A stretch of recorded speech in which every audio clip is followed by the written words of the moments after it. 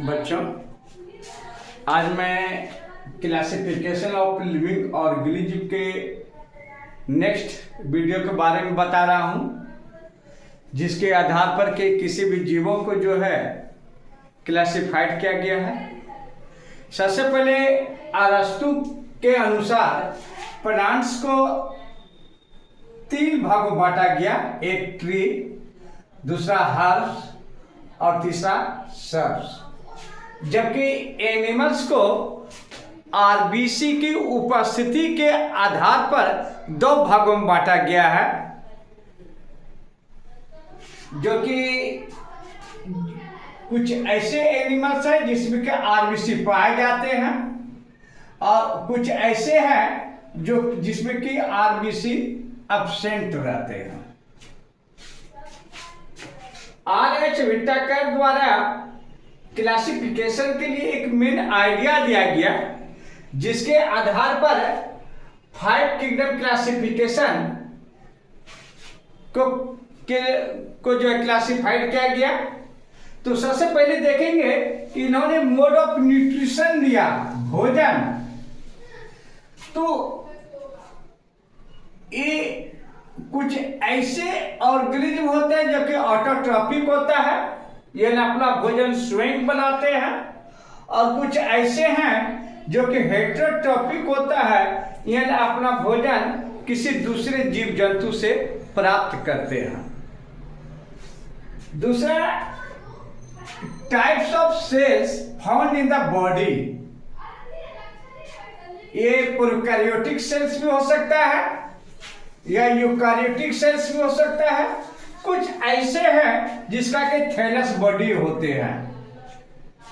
Number of cells present in the body में देखेंगे, कुछ ऐसे जीव होते हैं जो कि यूनिसेल्युलर होते हैं और कुछ मल्टी सेल्युलर होते हैं। फाइलोजेनेटिक रिलेशनशिप में देखेंगे, इसमें देखेंगे कि जीवों को जो है रिप्रोडक्शन के आधार पर, फाइलोजेनेटिक के आधार पर और जेनेटिक रिलेशनशिप के आधार पर इसे जो है क्लासिफाइड किया गया है। तो इस प्रकार 5 किंगडम सिस्टम के अंतर्गत मोनेरा, प्रोटिस्टा, फंजाई, प्लांटिया और एनिमेलिया को रखा गया है। यानी 5 किंगडम में जो है मोनेरा, प्रोटिस्टा, फंजाई, प्लांटिया और एनिमेलिया है। इसका यदि हम टेबुलर स्ट्रक्चर्स के रूप में हम अध्ययन करें तो देखेंगे कि सबसे पहले हम देखेंगे सेल टाइप। मोनेरा में जो है प्रोकैरियोटिक होता है, जबकि प्रोटिस्टा, फंजाई, प्लांटिया और एनिमेलिया में यूकैरियोटिक टाइप के होते हैं। सेल वॉल के आधार पर यदि हम इसका अध्ययन करें तो मोनेरा जो है नॉन सेल्यूलर होता है, जो कि पॉलीसेकेराइड्स और एमिनो एसिड्स के द्वारा बना होता है, जबकि प्रोटिस्टा के कुछ स्पेसीज में पाए जाते हैं। प्लांट्स में सेल वॉल पाए जाते हैं और काइटिन भी होते हैं फंजाई में, और जबकि प्लांट में सेल वॉल प्रेजेंट होते हैं। फिर से देखें, मोनेरा में सेल वॉल नॉन सेल्यूलोजिक होते हैं, यानी ये पॉलीसेकेराइड्स और एमिनो एसिड्स का बना होता है, जबकि प्रोटिस्टा के कुछ स्पेसीज में ये सेल वॉल पाए जाते हैं।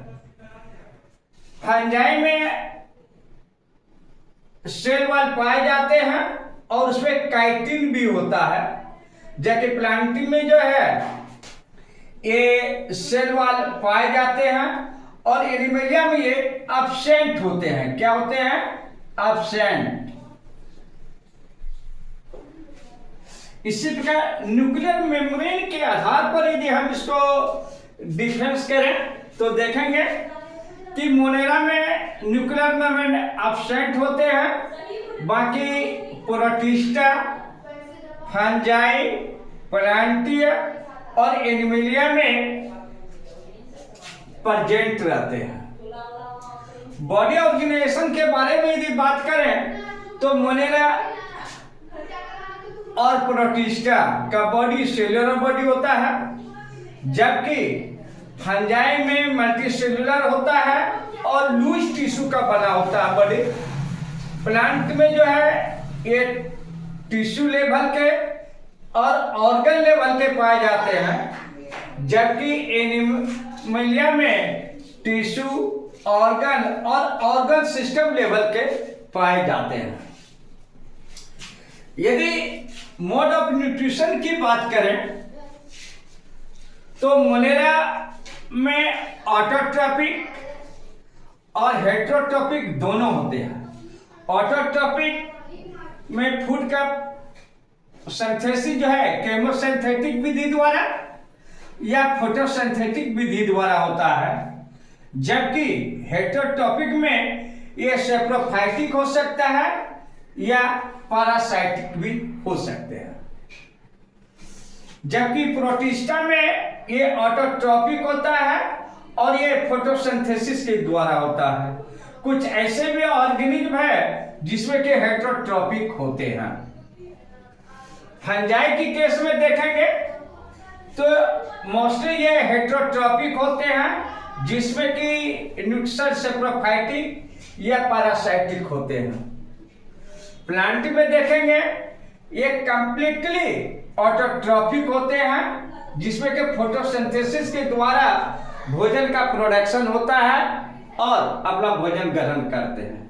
जबकि एनिमल में जो है हेटेरोट्रॉपिक न्यूट्रिशन होता है और इसके अंतर्गत ये होलोजोइट्स या सेप्रोफाइटिक हो सकता है। इस प्रकार हम देखते हैं कि 5 किंगडम सिस्टम के अंतर्गत मोनेरा, प्रोटिस्टा, फंजाई, प्लांटिया और एनिमल को जो है डिफ्रेंशिएट किए जा सकते हैं।